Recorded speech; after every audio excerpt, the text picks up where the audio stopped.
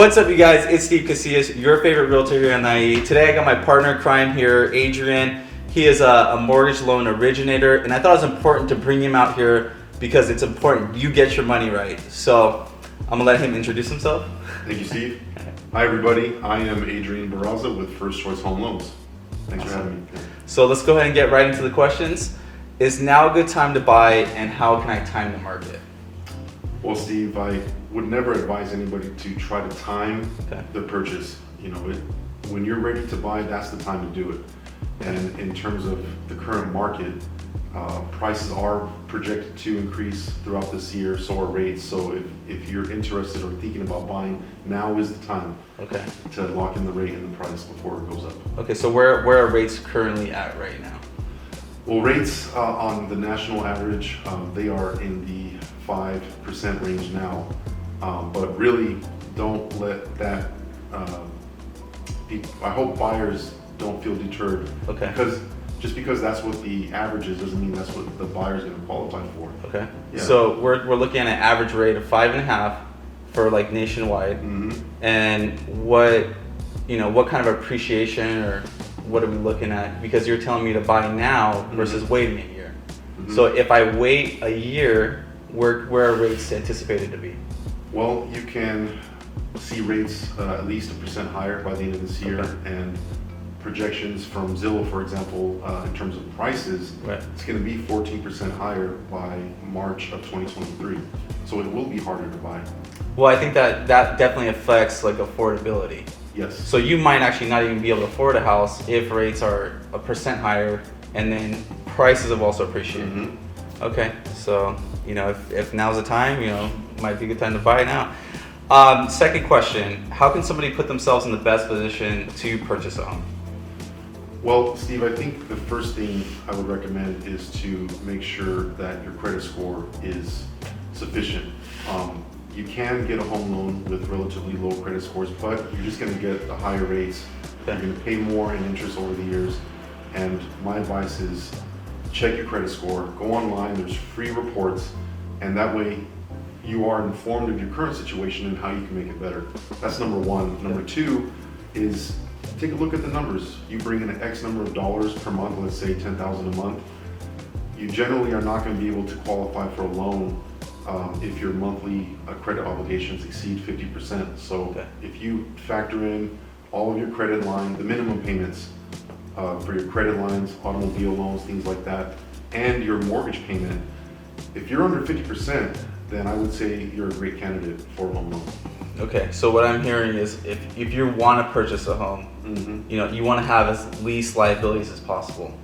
Yes. Don't go out, purchase that car, don't rack your credit cards up.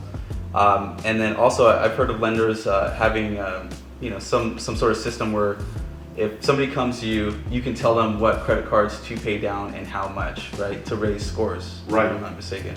Simulator You're absolutely right. Thankfully, we have access to tools that will give us a simulation. So you brought up an example. The simulator might say you have XYZ credit cards. They're all high balances. Get them down to 50% or lower. But some cases you might need to open a credit line. Maybe you don't have enough credit. It'll say open a credit card. And that way you can use a simulator to kind of gauge how soon your credit score will go up as well. It'll be instantaneous. It could be a month. It could be 6 months. But at least it'll paint the picture in terms of the timeline it'll take to get your credit score. And that'll help a person kind of get ready, prepare to buy a home, and you tell them what to pay down.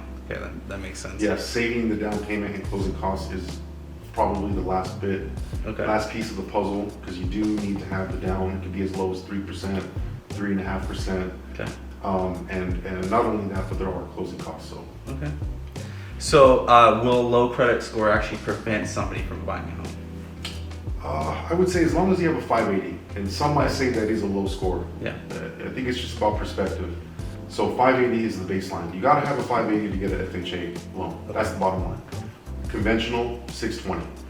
So those scores are fair, and you can make it happen. So, but 580 does seem pretty doable, and absolutely, you can probably help somebody get to that point. Number 4, rents are at all-time highs. What advice can you give to somebody looking to grow their portfolio? My advice is, if you're looking to grow your rental investment property portfolio, please do it, because the demand for homes is so high, especially rentals. That equates to higher rents for the foreseeable future that are going to continue to rise, just like home prices. And so again, now is the time to lock in your rate, your price and all that, get that investment home in your portfolio and start collecting the high rents. Awesome. Yeah. So I guess last question is, how do I get approved for a home loan?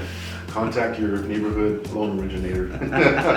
It starts with an application, of course, and work with your loan originator to figure out what the best program is for you. Okay, awesome. Yeah. Well, I hope that was informative for you guys. And if you guys have any questions, feel free to reach out to myself or Adrian. We're here to help. So thanks. Thank you, Steve. Thank you. So obviously you've seen, I just sat down here with Adrian. He's a lender, I'm a realtor. We're here to sell you real estate, but what we're really here to help you do is make you and your family wealthy, so you don't have to work anymore, so you don't have to struggle. So if you don't own any real estate right now and you want to get started, it's important that you reach out to a lender like Adrian, a realtor like myself, because we're here to help you build a real estate portfolio so you don't have to struggle anymore. So if you have any questions, feel free to give me a call at 951-704-3052. Thanks.